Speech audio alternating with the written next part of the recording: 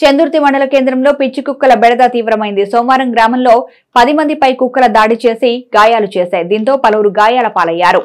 గత కొద్ది నెలల నుండి పిచ్చి కుక్కలు స్వైర విహారం చేయడంతో చాలా మంది భయాందోళనకు గురవుతున్నారు. గాయపడ్డ వారిని ఆసుపత్రికి తరలించి చికిత్స చేయించారు. ఇప్పటికైనా గ్రామ పంచాయతీ వారు స్పందించి పిచ్చి కుక్కల బెడదల నుంచి రక్షించాలని గ్రామస్తులు కోరుతున్నారు.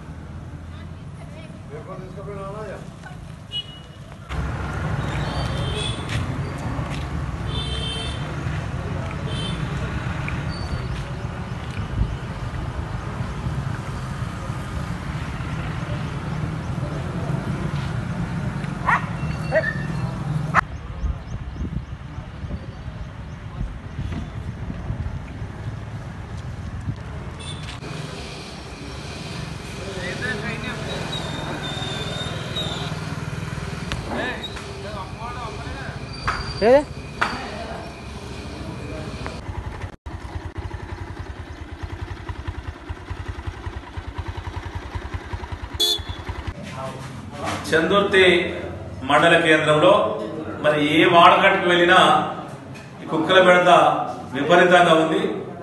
అది గుంపులుగా తిరిగి ప్రజలను భయభ్రాంతులకు గురి చేస్తూ ఉన్నాయి.